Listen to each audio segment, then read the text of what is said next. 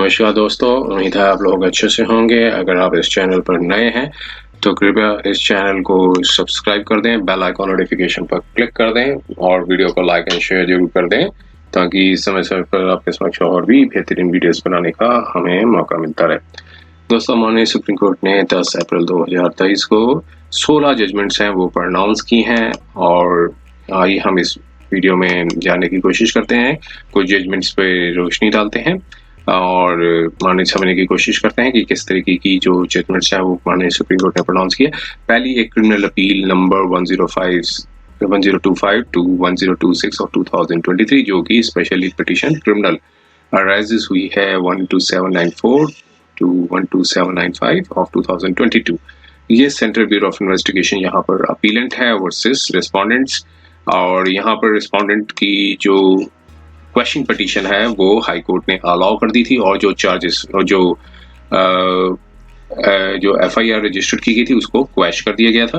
अब यहाँ पर सेंट्रल ब्यूरो ऑफ इन्वेस्टिगेशन ने ये कंटेंशन से लगाई थी कि हाई कोर्ट ने एक तरह का मिनी ट्रायल कंडक्ट किया है और चूंकि रिस्पोंडेंट की ऑलरेडी डिस्चार्ज एप्लीकेशन थी वो रिजेक्ट हो गई थी और हाई कोर्ट ने उसके बाद भी एक्सीड कर दिया जुरिस्डिक्शन से और कहा कि जो चार्जेस हैं वो प्रूव नहीं हो रहे हैं, तो ये सब एविडेंसेस के बाद ही जो है वो इस पे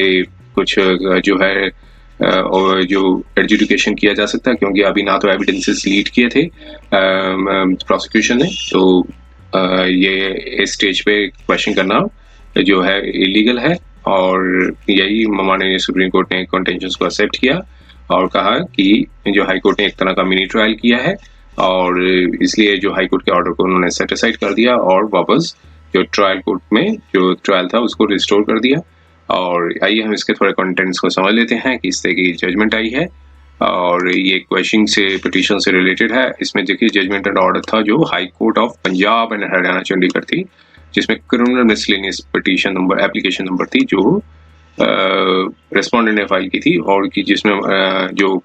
482 के अंदर फाइल की गई थी और जिसमें बताया गया था कि जो एफआईआर रजिस्टर्ड हुई है एक क्राइम ब्रांच चंडीगढ़ में जो under section 452, 323, 365, 342, 186, 225, 506 and 120B of Indian penal code. और यहाँ पर ये बताया कि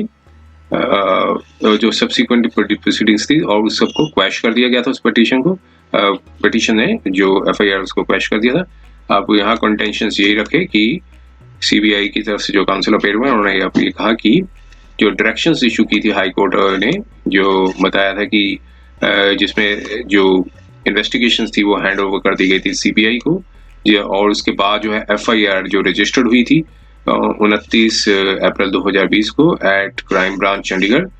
जो कि ऑफेंसेस है जो ऊपर बताए गए हैं और ये सबमिट किया कि जो अक्यूज्ड ने जो थे उनका नाम एफआईआर में फ्रेश एफआईआर में नहीं था, लेकिन इन्वेस्टिगेशन कंक्लूड होने के बाद चार्जशीट थी वो फाइल की गई थी जो रिस्पोंडेंट है यहाँ पे और उनको भी एक अक्यूज्ड है वो बनाया गया था।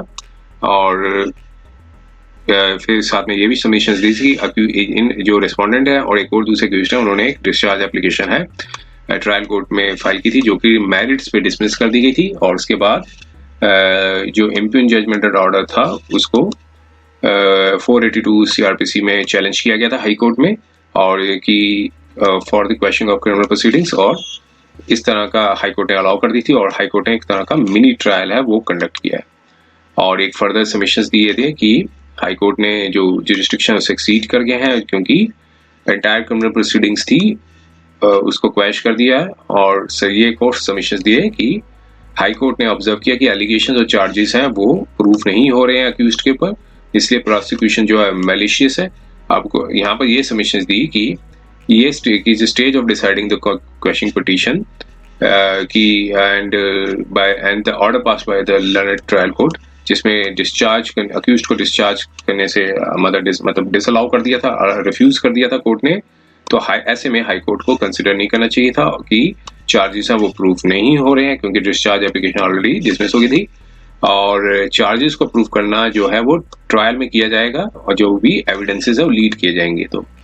हाई कोर्ट ने यहाँ पर मटेरियल एरर किया है और यहाँ पर पाया कि जो प्रोसिक्यूशन मैलिशियस है इस तरह का एक उन्होंने मटेरियल एरर किया है और इन्वेस्टिगेशन जो सीबीआई को हैंड ओवर की गई थी और उसके जो कि हाई कोर्ट की डायरेक्शंस पे दी गई थी, और उसके बाद इन्वेस्टिगेशन कंक्लूड होने के बाद ही अक्यूज्ड को चार्जशीट किया गया था और क्रिमिनल प्रोसीडिंग्स हैं। ऐसे में क्रिमिनल प्रोसीडिंग्स को मैलिशियस नहीं कहा जा सकता है, और क्रिमिनल प्रोसीडिंग्स जो है मैलिशियस है तो अगर कोई क्रिमिनल प्रोसीडिंग मैलिशियस भी है तो वो ट्रायल जब कंप्लीट होगा तभी की जा सकती है, ना कि इस स्टेज पे जब हाई कोर्ट जो है 482 सीआरपीसी की पावर्स को इन्वोक कर रहा है। तो सबमिशंस देने के बाद अपोजिट साइड ने अपोज किया। अब कोर्ट ने जो है, और उसके बाद ये पाया कि जो हाई कोर्ट ने ये ऑब्जर्व किया कि हाई कोर्ट ने एक तरह का मिनी ट्रायल कंडक्ट किया है, और जब कंसिडर की थी एप्लीकेशन और जजमेंट को, तो ट्रायल कोर्ट ने कंक्लूजन किया ट्रायल को। और कार्डिनल प्रिंसिपल ऑफ लॉ यही है कि जो स्टेज जो डिस्चार्ज है और क्वेश्चनिंग क्रिमिनल प्रोसीडिंग्स की, और जब 482 सीआरपीसी में इनको की जा सकती है तो कोर्ट को कंडक्ट नहीं करना चाहिए इस तरह का मिनी ट्रायल। तो हाई कोर्ट ने यहाँ पर जो अपनी कॉमन इन बेंच जजमेंट दी और पाया कि चार्जेस अक्यूज्ड के अगेंस्ट है वो प्रूव नहीं हो रहे हैं। ये इस स्टेज नहीं है कि जिसमें प्रोसिक्यूशन या इन्वेस्टिगेटिंग एजेंसीज को चार्जेस प्रूव करने को रिक्वायर किए जाएं कि प्रूव करने हो। तो जो चार्जेस जो हैं वो सिर्फ ट्रायल पे ही प्रूव किए जा सकते हैं जब एविडेंस जो है प्रोसिक्यूशन लीड करता है। तो हाई कोर्ट ने यहाँ पर मटेरियल एरर कर दिया है और एलिगेशंस की डिटेल में गई है, और जो मटेरियल्स करेक्ट किया गया है इन्वेस्टिगेशन में, तो वो भी इस स्टेज पे जब 482 की सीआरपीसी की प्रोविजंस को इन्वोक किया है। तो कोर्ट की जो पावर होती है वो लिमिटेड ज्यूरिसडिक्शन होती है, और सिर्फ कोर्ट को ये देखना होता है कि सफिशिएंट मटेरियल्स अवेलेबल हैं अक्यूज्ड के अगेंस्ट में, जिसके बेसिस पे उनके ऊपर ट्रायल चलाया जाए या ना चलाए। तो अदर रीजन जो पॉइंट किया था हाई कोर्ट ने कि क्रिमिनल प्रोसीडिंग्स को इनिशिएट करना वो मैलिशियस है। तो इस स्टेज पर भी चूंकि इन्वेस्टिगेशन जो थी वो सीबीआई को हैंड ओवर की गई थी, जिसके जो कि हाई कोर्ट ने खुद डायरेक्शंस दिए थे,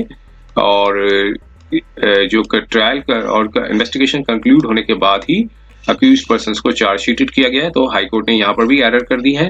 कि क्रिमिनल प्रोसीडिंग्स जो है, और जो प्रोसीडिंग्स जो है वो मैलिशियस है। क्रिमिनल प्रोसीडिंग्स जो मैलिशियस है कि नहीं है, ये स्टेज नहीं है जिसपे कुछ कमेंट किया जा सके, और जो कि तभी कंसिडर किया जाएगा जब ट्रायल कंक्लूड हो जाएगा। तो यहाँ पर सिर्फ ये देखना था कि प्राइम फेशिया जो केस है वो बन रहा है कि नहीं बन रहा, और जो कि मटेरियल्स कलेक्ट किए गए हैं जो इन्वेस्टिगेशन में, जिसके बेसिस पे क्या अक्यूज्ड को ट्राई किया जा सकता है। तो ये सब व्यूज पे देखते हुए हाई कोर्ट ने अपनी जो ज्यूरिसडिक्शंस को एक्सीड कर दिया, जिसके बेसिस पे क्रिमिनल प्रोसीडिंग्स को क्वैश कर दिया, और जो लॉ अप्लाई किया गया है कोर्ट ने इन कैंटीन ऑफ डिसीजंस। तो कॉमन जो जजमेंट जो पास की गई है हाई कोर्ट में वो यहाँ पर सस्टेनेबल नहीं है, अनसस्टेनेबल है, और उसको क्वैश किया जाता है और उसको सेट असाइड किया जाता है। इसके बेसिस पे कॉमन जजमेंट देने के बाद जो है हाई कोर्ट की जो जिसमें क्वैश कर दी गई थी उसको क्वैश कर दिया गया, जिसमें हाई कोर्ट ने प्रोसीडिंग्स को क्वैश करने को कहा था उस हाई कोर्ट का जो जजमेंट को क्वैश कर दिया। अब अक्यूज्ड को ट्रायल फेस करना होगा, और यहाँ उनको चार्जशीटेड किया गया है।